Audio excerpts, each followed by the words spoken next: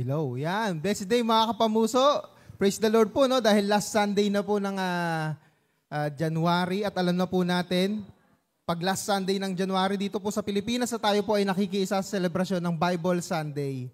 So salamat po sa Panginoon sa last week. So sana na-enjoy nyo yung games natin. And mamaya ho, ma-experience naman natin yung ginagawa namin before na Bible exhibit, Bible symposium. So mamaya po, after this, sana po manatili tayo. Okay po ba yon? Yes. And kanina po, no, yung mga ilan lamang sa mga experiences namin, yung galing kami ng Laguna, napunta kami ng SM Taytay, napunta kami ng United Methodist na eskwelahan, napunta kami ng Marikina, iba't ibang lugar po. At yun po ay sinisikap nating buhayin at sinisikap nating muling maranasan naman ng new generation sapagat ito po ay malinaw na magandang pamamaraan para po i-introduce, i-acknowledge, ipakilala ang salita ng Diyos sa paraan na kaaya-aya. Kasi alam naman po natin, and even I, before, nung hindi po ako mananampalataya, wala akong interest sa Biblia. Pero sa mga ganitong pamamaraan, di ba? Sabi nga ni Pablo, in any way, we can preach the gospel. Sa anumang pamamaraan, maipahayag natin ang Ebanghelyo. And speaking of Ebanghelyo or God's Word, ngayon po ay tayo ay nagpapatuloy sa ating series dito po sa God's Word, Source of Hope. So tayo po ay lalagpas ng January, aabot pa tayo ng February para tapusin po natin to. Ang malinaw naman po, ang mensahe naman po about sa Bible hindi lamang po pang January. Actually, everyday yan. So ngayon po sa pagpapatuloy po, so nung last week, Source of Harmony, ang unang H. So ngayon naman po yung O, yung next letter, ito po yung God's Word, Source of Obedience or pagsunod. Tamang-tama kanina sa message kanina na ipinakita sa atin sa Bible verse sa 1 Samuel chapter 15. I invite everyone na tumayo para basahin natin yung ating main text mula sa Psalms 119 verses 9 to 16. Napakahaba po nitong na to pero ito po yung napili natin na akma po sa ating mensahe ngayon. So basahin po natin mula verse 9 hanggang 14. 1, 2, 3, go! Paano mapapanatiling malinis ang pamumuhay ng sino mang tao sa kanilang kabataan sa pamamagitan ng pagsunod sa banal mong kautusan? Buong puso ang hangad kong sambahin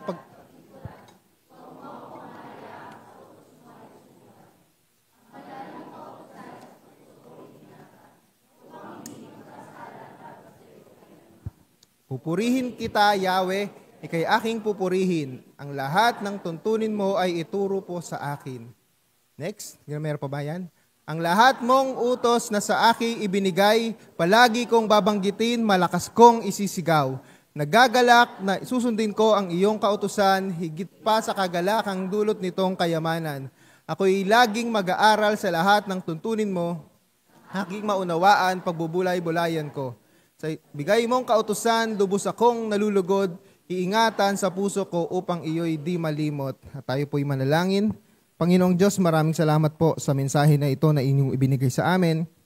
Ang salita mo, Panginoon, ay panggagalingan ng pagsunod sa iyo, Panginoong Diyos.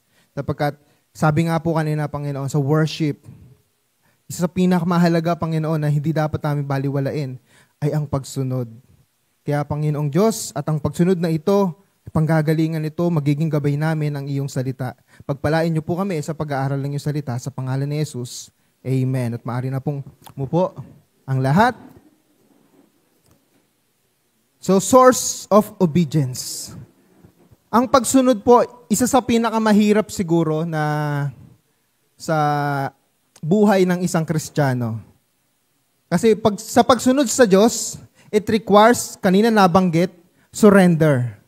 At sa pagsunod, kailangan ng pagsasakripisyo. May mga pagkakataon, you need to sacrifice yung comfort mo, you need to sacrifice yung mga bagay na ini-enjoy mo, alang-alang sa pagsunod sa Panginoong Diyos. Halimbawa po dito, meron ho tayo dito, di ba, pulis. Kami po, lahi din kami ng mga pulis, tsaka mga sundalo. Sa Ilocos, meron sa Cebu. Tapos meron din mga Kafgu. Isa ho sa mga, sa motto nila, obey first. Diba? Before you complain. Tama ba ako? Bawal kang magreklamo. Sumunod ka muna.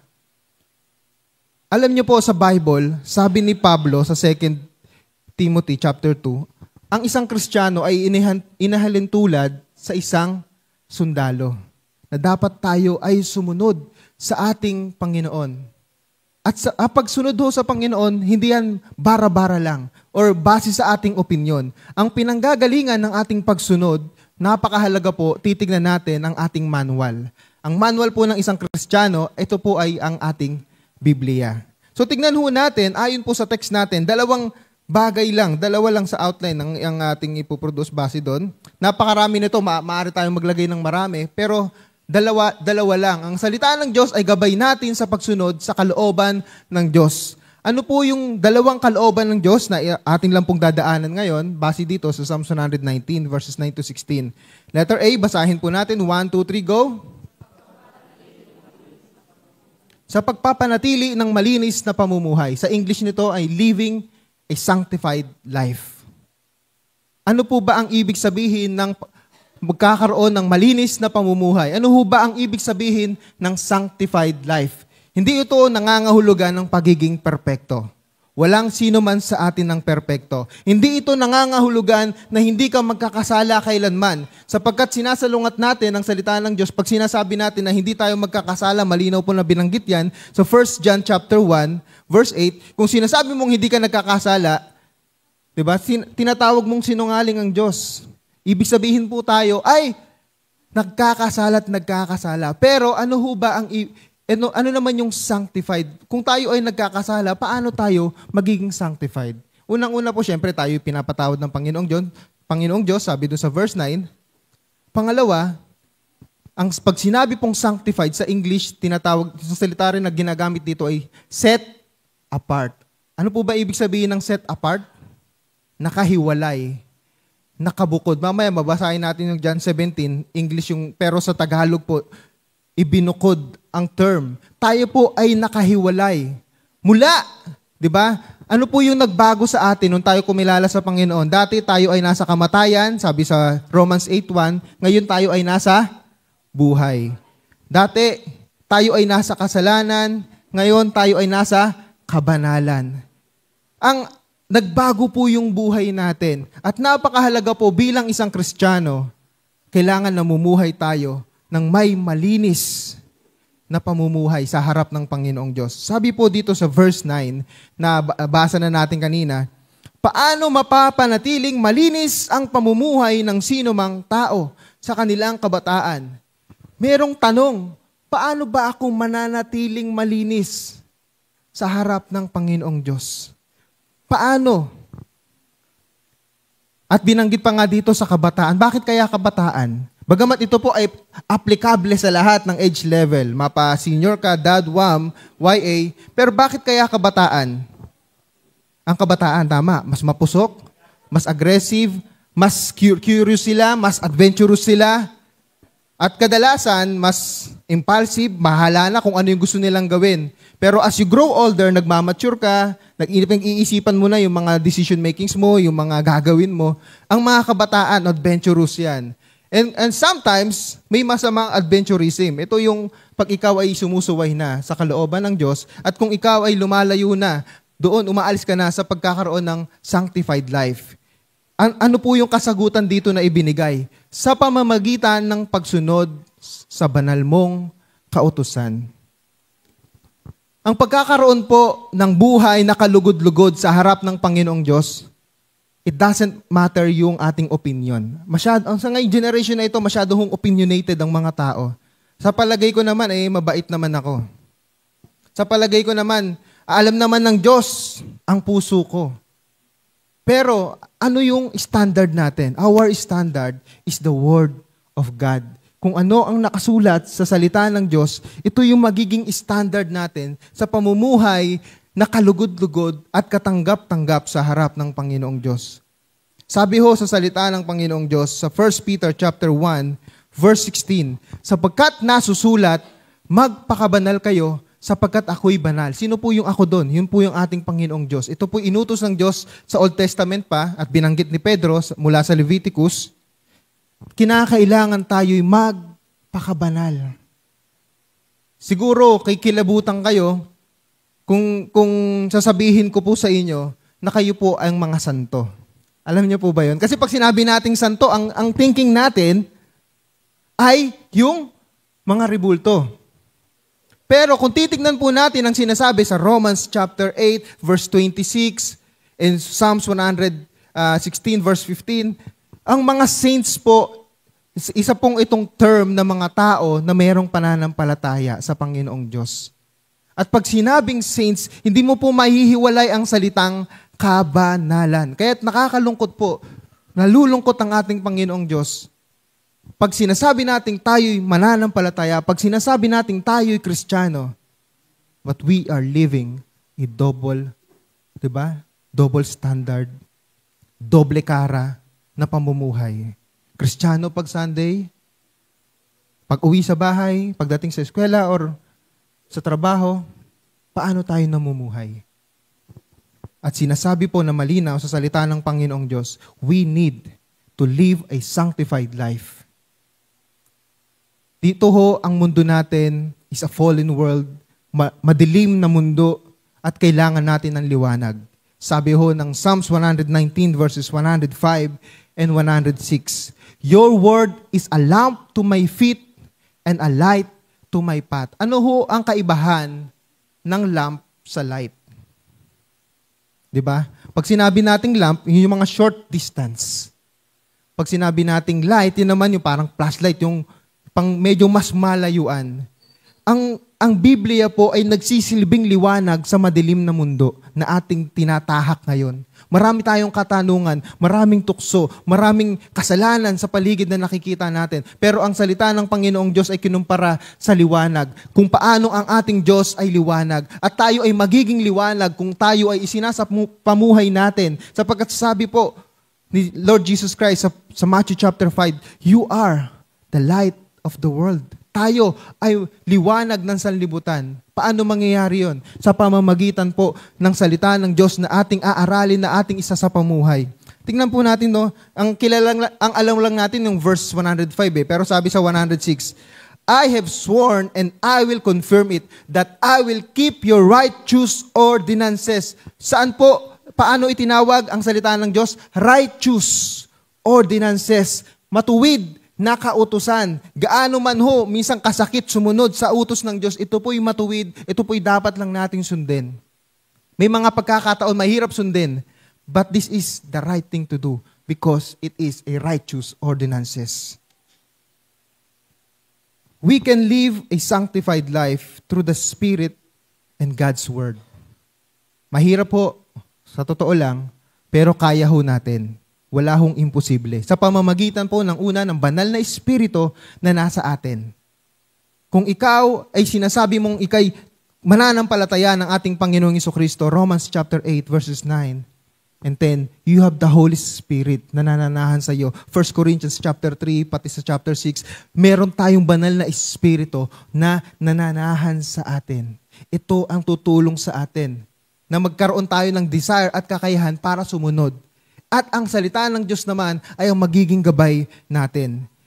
Sabi ho no, sa Ephesians chapter 5 verse 25, sa John 17:17, ang panalangin ni Lord Jesus Christ, sanctify them in the truth. Ito yung prayer ni Lord Jesus Christ sa lahat ng kanyang mga disipulo. Ibukod niyo po sila ng iyong katotohanan. Anong katotohanan? Define. Your word is truth. Ang salita ng Diyos ay katotohanan. Ang salita ng Diyos, tayo ay lilinisin niya. Magiging gabay natin kung tayo ay susunod kung ano ang sinasabi nito. In Ephesians chapter 5 verse 25, ito po yung isang magandang bagay po, no? Ang church po, ang sangkakristyanuhan, ang relationship, isa sa pinakamataas sa klase ng relationship na kinumpara ho tayo. Di ba tayo ay tinawag na mga anak ng Diyos, tinawag tayong kaibigan ng Diyos, pero tayo po ay tinawag din na asawang babae. Diba? Na tayo ay the bride of Christ. Ito, ang message nito ay para sa mga asawang lalaki. Pero biglang ipinasok dito, paano natin mamahalin yung mga asawa nating babae? Kung paano ho si Kristo ay minamahal ang church. Sabi dito, no, husbands, love your wives just as Christ also loved the church and gave Himself up for her. As sabi ho sa kasunod, so that He might sanctify her, having cleansed her by the washing of water with the Word. Napakahalaga ho ng salita ng Diyos na tayo ay pinapahalagahan, binabasa natin. Ito po ang magiging gabay natin sa pagkakaroon ng malinis na pamumuhay.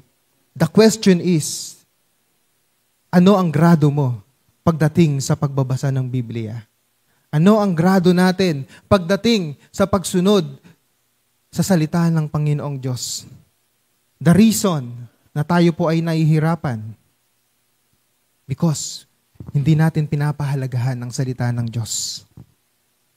Kailangan natin ng katuwang. Meron tayong katuwang, ang banal na Espiritu at ang salita ng Panginoong Diyos naririyan upang maging gabay natin. Yun po, ang una. Ang salita ng Diyos ay magiging gabay natin sa pagsunod sa kalooban ng Diyos. Una po sa pagpapanatili ng malinis na pamumuhay. And pangalawa po, ang salita ng Diyos ay gabay natin sa pagsunod sa kalooban ng Diyos. Letter B, 1, 2, 3, go. Yan, sa pag-aalay ng katanggap-tanggap na pagsamba at paglilingkod. Sabi po dito sa verse 10, buong puso ang hangad kong sambahin ka't paglingkuran. Huwag mo akong hahayaang sa utos mo ay sumuway. At sinabi rin sa verse 12, pupurihin kita, Yahweh, ikay aking pupurihin. Ang lahat ng tuntunin mo ay ituro po sa akin. Ngayon, ang tanong po, sabi dito sa verse 10, buong puso ang hangad kong sambahin ka't paglingkuran. Huwag mo akong hahayaan sa utos mo ay sumuway. Ano ang connection ng pagsamba sa pagsunod sa utos ng Diyos? Diba? Hangad kong sambahin ka't paglingkuran. Ano ang connection sa paglilingkod at sa pagsunod sa utos ng Diyos? Kanina, babalikan natin ng 1 Samuel 15. We cannot please God with our worship and service without our obedience to His Word. Sa madaling sabi, hindi sapat na tayo ay umaawit lang. Hindi sapat na tayo ay nagbabasa lang ng Biblia. Higit sa lahat, makita sa atin kung ano ang sinasabi ng salita ng Panginoong Diyos. In other words, ina-apply po natin. Sabi ho dito sa story, balikan natin ng 1 Samuel chapter 15 verse 22. Nung inutos, binanggit na to kanina, inutos ni God sa pamamagitan ni Samuel, lusubin niyo itong nation na ito. Ito po yung judgment na sa nation na ito, kaaway ng Israel. Uubusin lahat, pati mga hayop. Pero alam na po natin ang story, hindi ho ginawa ni Saul, hindi siya sumunod. Sabi, i-offer daw yung mga hayop.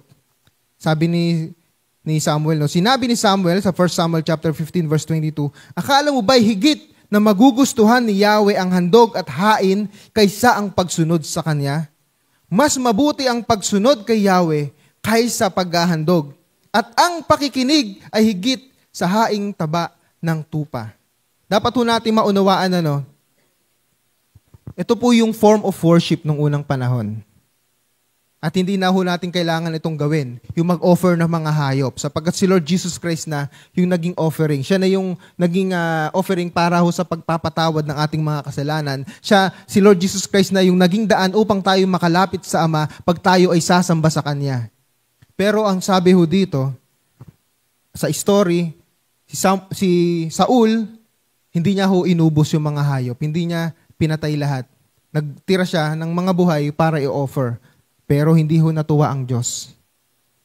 Linawin lang natin yung sinabi dito, mas mabuti ang pagsunod kay Yahweh. Hindi yung sinasabi na baliwalain natin ang pagsamba. Ang sinasabi ho dito, kung tayo ay sasamba, dapat kasama lagi ang obedience. Ibig sabihin, worship and obedience, hindi ho natin pwedeng paghiwalayin. Nagigets ho ba natin? Hindi natin pwedeng pupunta tayo sa church. Pag Sunday, waawit tayo, tatalong ka ng mataas, aawit ka ng mataas na tono. Pero pagdating sa labas, babaliwalain na natin ang salita ng Panginoong Diyos. Hindi ho natin pwedeng paghiwalayin ang worship, ang pagsamba at pagsunod sa Panginoong Diyos. Mas mabuti ang pagsunod kay Yahweh kaysa paghahandog.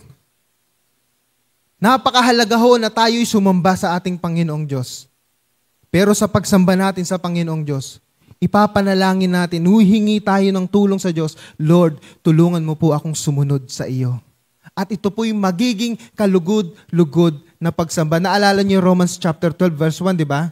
Paano tayo magkakaroon ng worship na kaatanggap-tanggap, kalugod-lugod sa Diyos? I-offer natin yung sarili natin, holy and living sacrifice. Ang buhay ho natin ay offering mismo sa Panginoon. Tatandaan ho natin, ang worship ho, hindi ho nalilimitahan dito sa church. Ang worship, hindi lang ito pagkanta. Ang worship, hindi lang ito pag-attend sa church. Ang worship, bawat segundo na ikaw ay nabubuhay, bawat bagay na ginagawa mo, pwede ho nating maging offering sa Panginoong Diyos ito. Kaya nga sabi, di ba, whatever you do it for the glory of God. Ang simpleng pagsunod, paggalang mo sa iyong magulang, ito po'y pwede nating ariin na pagsamba sa Panginoong Diyos. Ang pagsunod sa pamahalaan, pagpapasakop sa batas ng pamahalaan, maaari ho itong maging worship sa Panginoong Diyos. Yung mga bagay na makapagbibigay ng karangalan sa Panginoong Diyos, ito po ay maaaring maging worship. Yung pag-aaral ng salita ng Diyos, pagbabasa ng Biblia, isa pong form of worship. Sapagkat malinaw po yan, di ba? Sinabi ano sabi ng salita ng Panginoong Diyos? Magpasakop ka sa yung pamahalaan. Dahil alang-alang, kahit di mo gusto ang namumuno, sapagkat sabi ng salita ng Diyos, magpapasakop ka because you love the Lord, you worship the Lord. May isamaan kayo ng loob ng iyong magulang.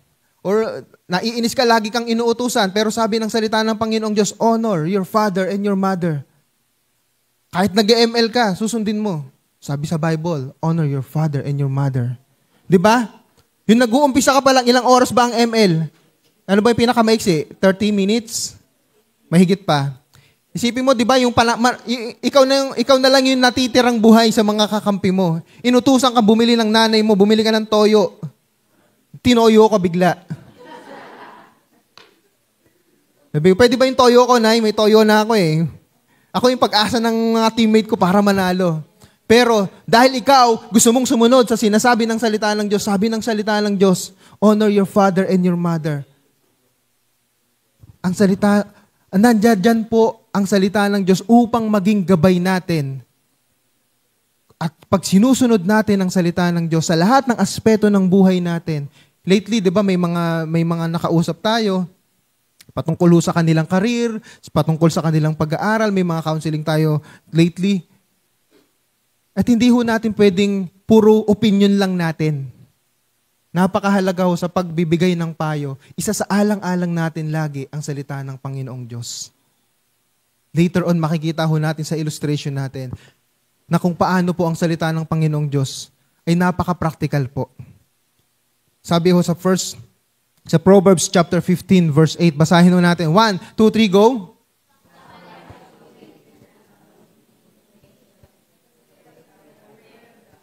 Is His delight. Sabay-sabay tayo na. So, Tagalogin na lang. Sabi ko, no, the sacrifice of the wicked, ang offering, ang alay ng masama, ay hindi kaaya-aya sa Panginoon. Abomination to the Lord. Hindi katanggap-tanggap sa Panginoong Diyos. Pero, ang panalangin ng matuwid ay kasiyahan ng Panginoong Diyos, nakapagbibigay ng kaluguran. Malinaw ho dito sa Proverbs chapter 15 verse 8 na sa ating pagsamba sa Panginoon, sisikapin ho natin na lumapit tayo ng may malinis na puso sa Kanya.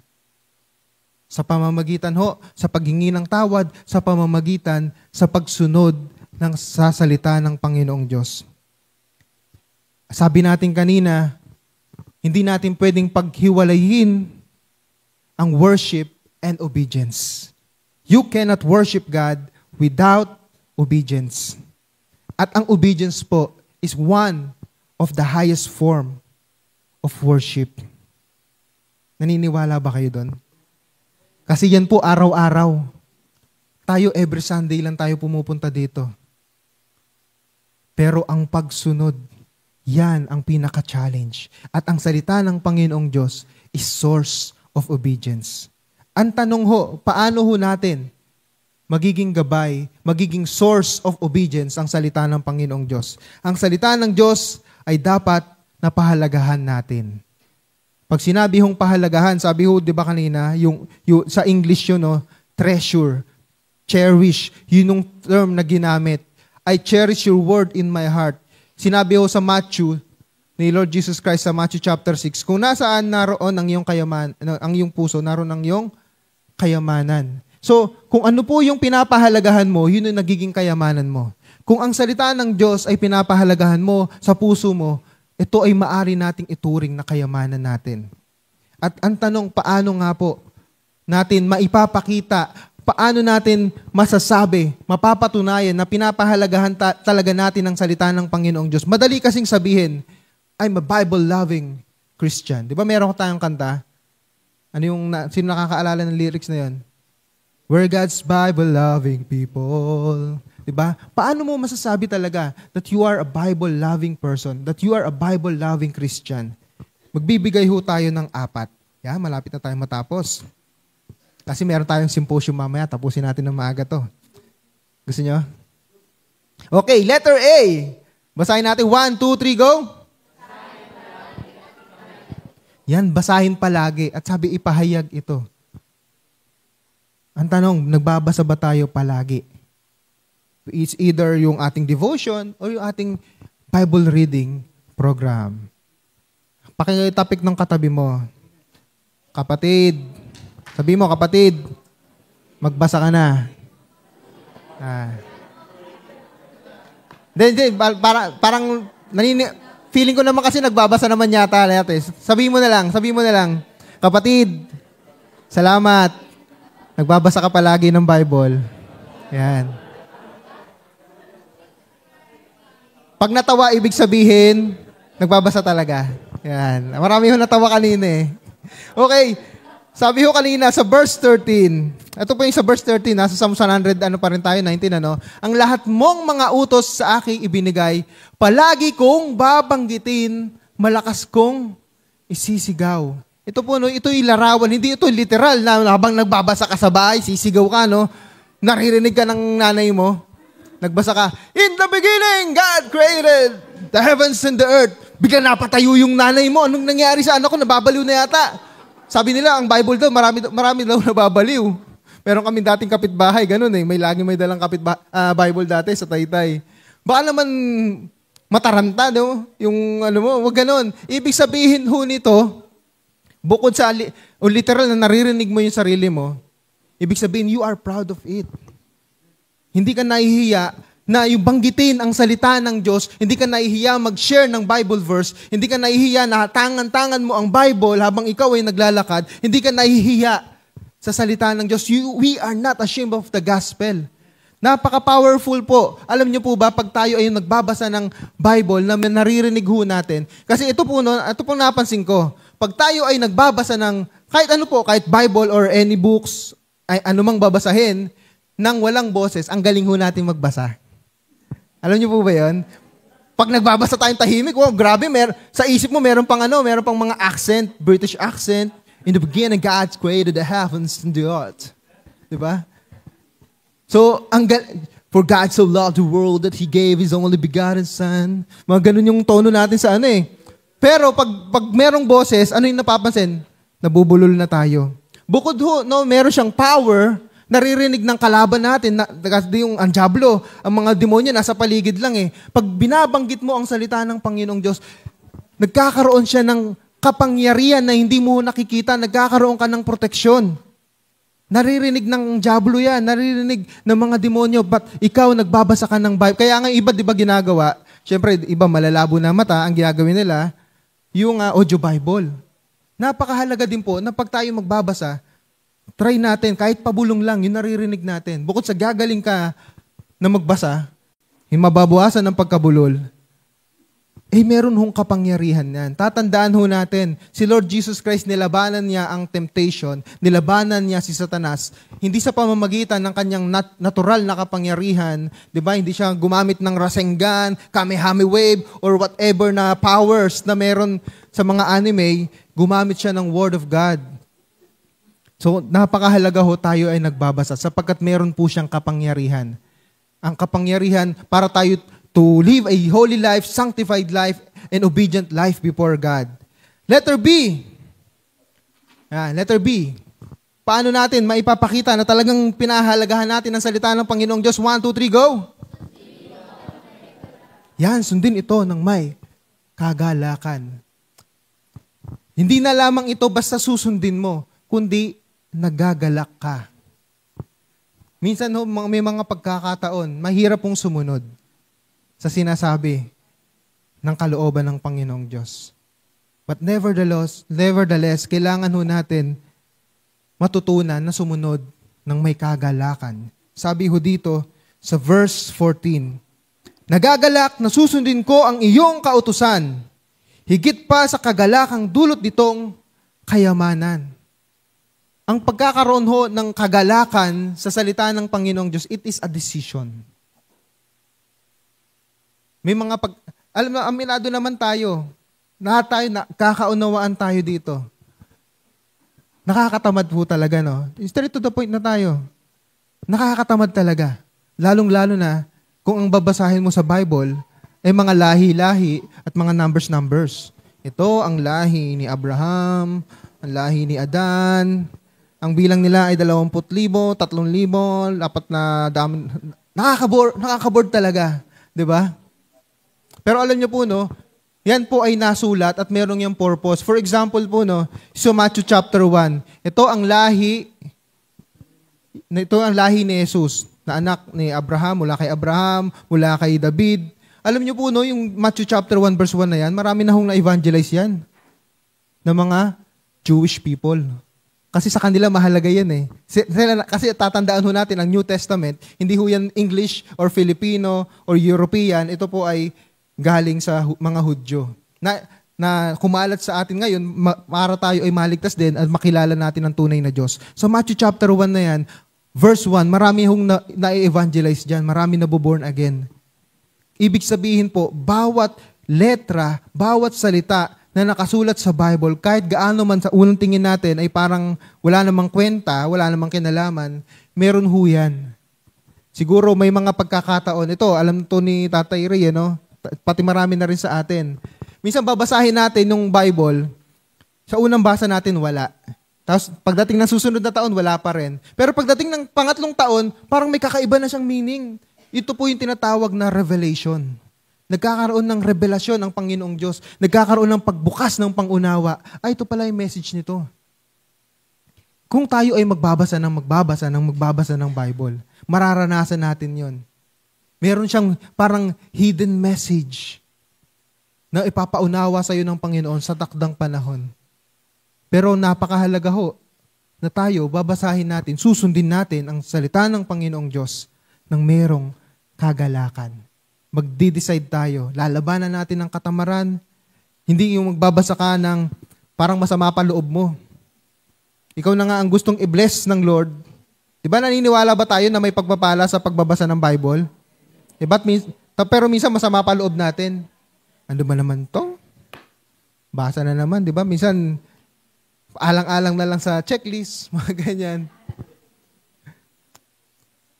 Kaya i-disregard mo muna yung checklist. First and foremost, kaya ho natin nilagay yan to develop a habit. Hindi ho para maging batas militar. Tinutulungan natin kayo na to develop a habit. Ito ang problema sa mga tao, no?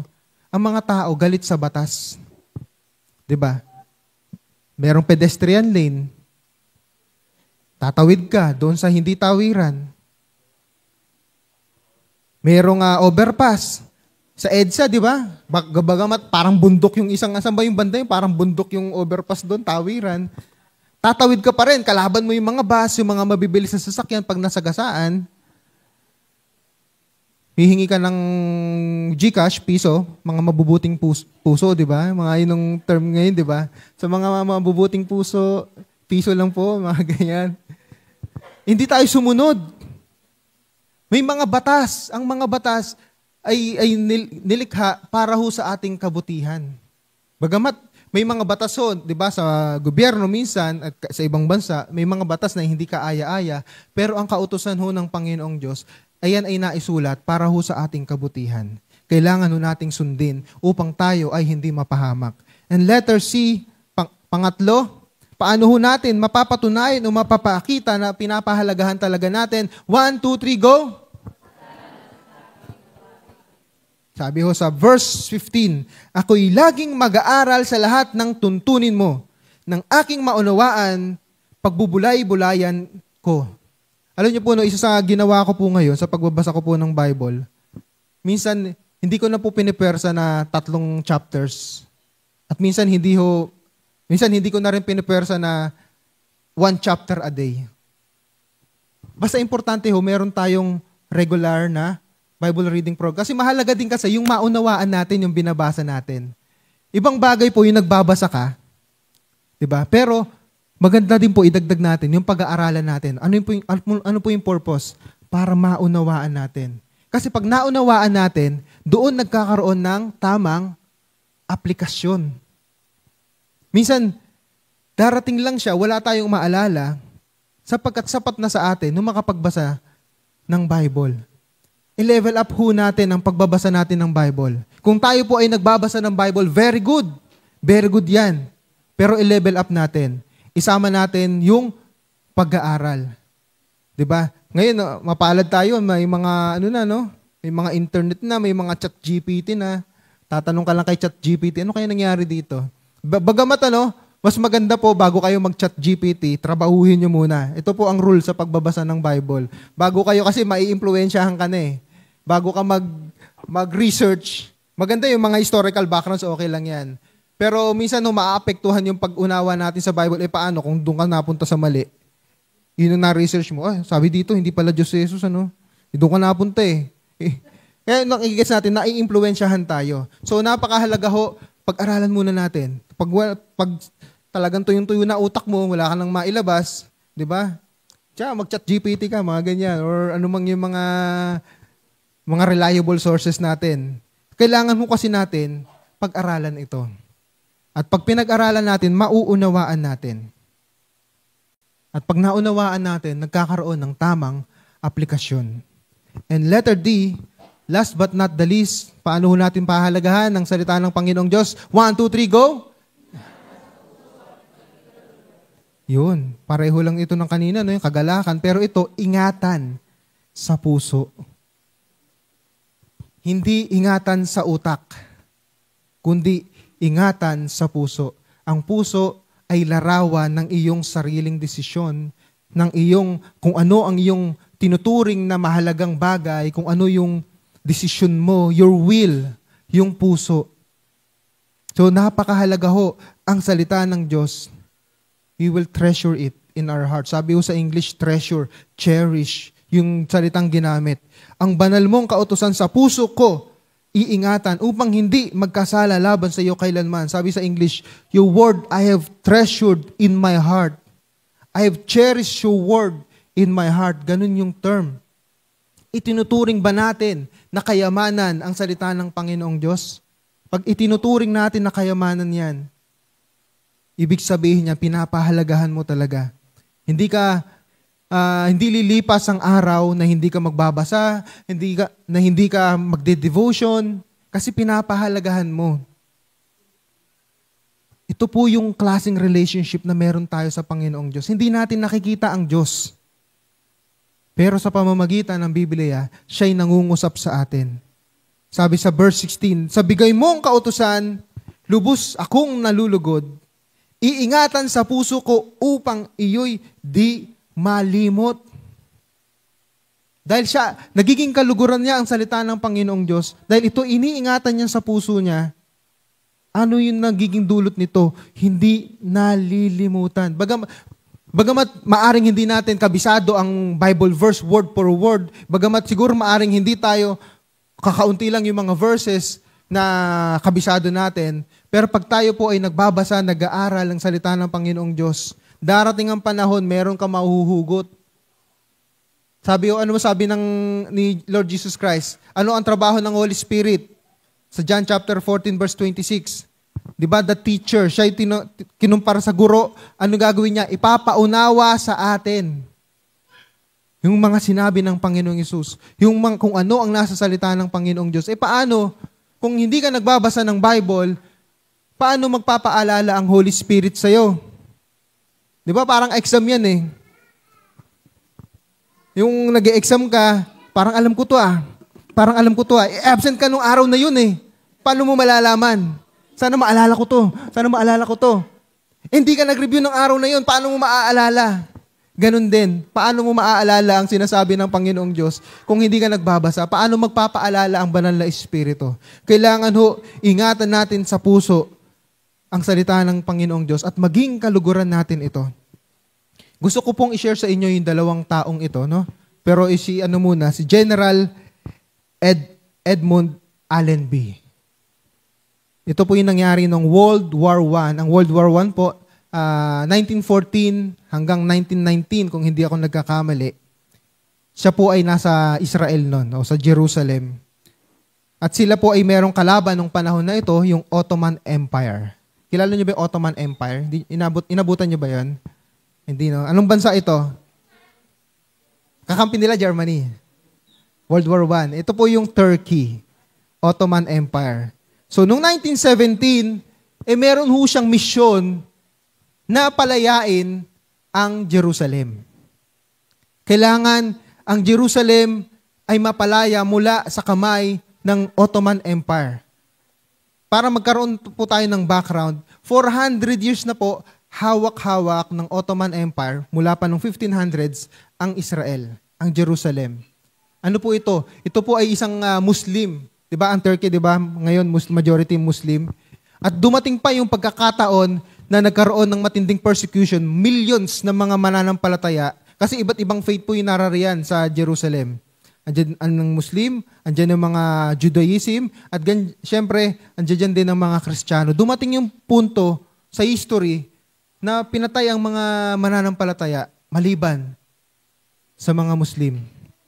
Pero ito, nagkaroon ng misyon si General Edmund Allenby na palayain mula sa kamay ng mga Ottoman Empire.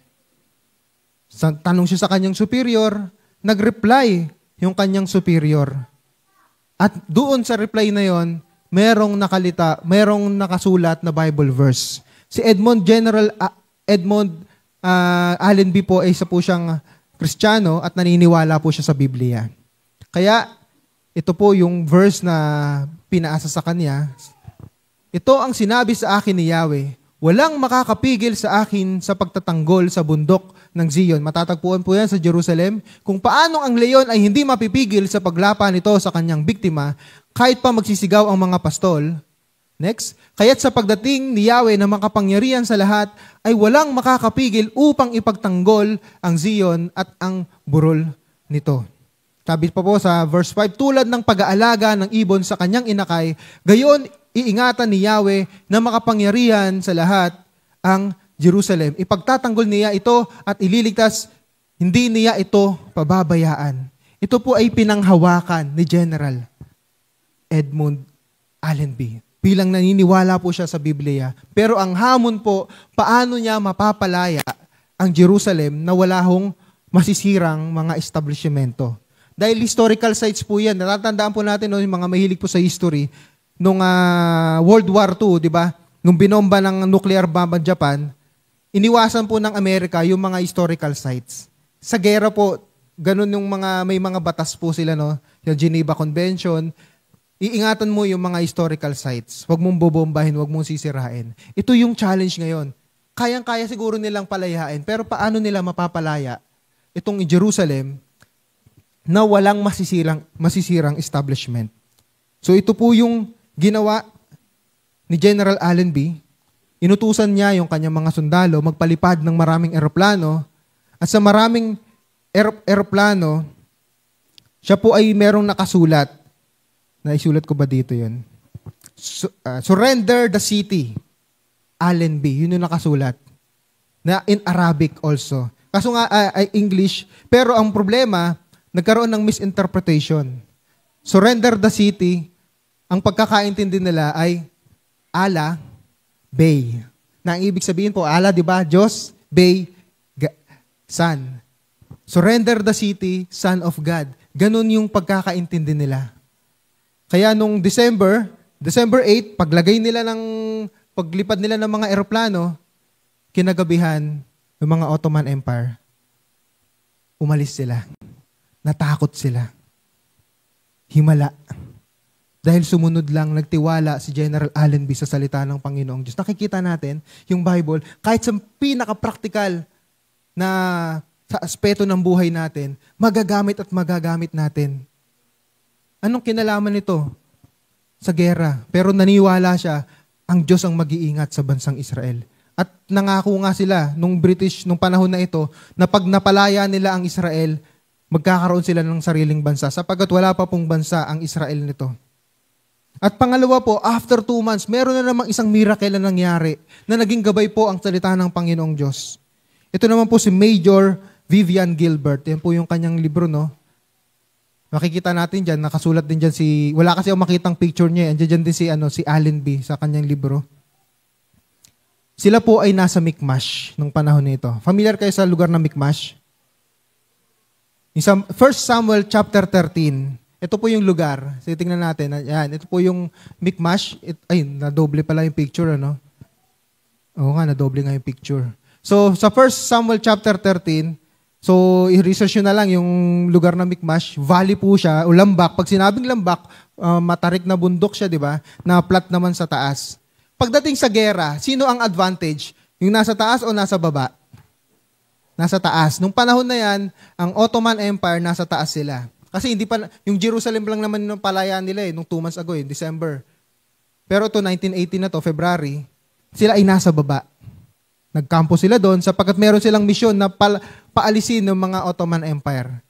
Ang problema ni Major Vivian Gilbert, paano namin gagawin ito? Nasa disadvantage point kami. Magkakanyon kami. Ano gagawin namin? Habang nananalangin siya nung gabi, siya po isang mananampalataya din. Sabi niya, parang may naalala akong story sa Bible na nangyari ito. And pagbukas niya ng Bible, napunta siya sa 1 Samuel 13. Naalala niyo, yung si Jonathan, yung armor bearer, di ba? Umalis sila sa kampo nila, pumunta sila dito sa Michmash. Ano sabi niya sa kanyang alalay, tagahawak ng sword? Pag sinabi nila, pag nakita tayo ng mga Pilisteo, pag sinabi na, halika kayo rito, ibig sabihin, ibinigay na ni Yahweh ang tagumpay. Pero pag sinabi nila, pupunta kami riyan, wag na tayong tumuloy, wag na natin silang labanan. At sabi naman ng alalay, di ba, dakilang alalay talaga to. Kaisa mo ako, sasamahan kita. Dito natin mababasa yung sa sinabi, di ba, by many or by few. Kaunti, marami, kayang pagtagumpayin ng Panginoong Diyos. History. 2 lang sila, sumugod sila, at dahil sa kanilang pananampalataya, natalo nila sa pamamagitan ng kapangyarihan ng Diyos. Nagkagulo yung mga Pilisteo, sila yung mga nagpatayan, tapos nagkaroon ng lindol, at narinig nila Haring Saul yun. Ano nangyari sa kampo ng mga kalaban natin? Sumugod sila. Naalala niyo yung story? At ito po yung nabasa mismo ni Major Vivian Gilbert. Tapos sinabi niya ito sa kanyang general, si General Allenby. Natuwa. Pareho silang Bible-believing na tao eh. Gandang strategy to kasi hindi nila aasahan. Mula ho dito sa baba, madilim, sumugod sila. Naulit po ang kasaysayan. Natalo nila ang Ottoman Empire. Ano po yung matututunan natin dito? Sa lahat ho, pag tayo ay nasa in trouble, unang-una ho natin tignan salita ng Panginoong Diyos. Sapagkat sigurado hong magbibigay ang Panginoong Diyos ng karunungan upang maunawaan natin, upang masunod natin, upang tayo ay magtagumpay sa bagay na ipinapagawa sa atin ng Panginoong Diyos. Ang salita ng Panginoong Diyos, kailangan ho nating sundin. Pero paano natin ito masusunod? Kailangan nating basahin, kailangan nating pag-aralan, kailangan tayo magbulay-bulay, kailangan nating maunawaan ang salita ng Panginoong Diyos. God's Word is source of obedience. Tayo pong lahat ay tumayo at awitin ho natin ang sa mga scripture song na kinompose po ni Pastor Joe. Ituro mo, Panginoon. Kaya kung makikita ho natin ang Bible, yung kadalasan nasa dulong pages. Di ba meron nakasulat doon? Sa mga nalulungkot, may mga verses na nakasulat. Sa mga nagkasala, may mga verses na nakasulat. Sa mga nahihirapang magpatawad, may mga verses na nakasulat. About generosity, mayroong nakasulat. Ang salita ho ng Panginoong Diyos, ito po ang magiging gabay natin. Minsan nagtatanong tayo, Lord, guide me, guide me, guide me. Gusto natin makarinig ng tinig. Pero naririto na po ang Biblia. Napakababang porsyento po na ang Panginoong Diyos ay maririnig natin. Pero nangungusap in whisper yung kanyang Holy Spirit. Pero kailangan ho natin ang salita ng Panginoong Diyos to confirm kung yan ba talaga ay galing sa Panginoong Diyos.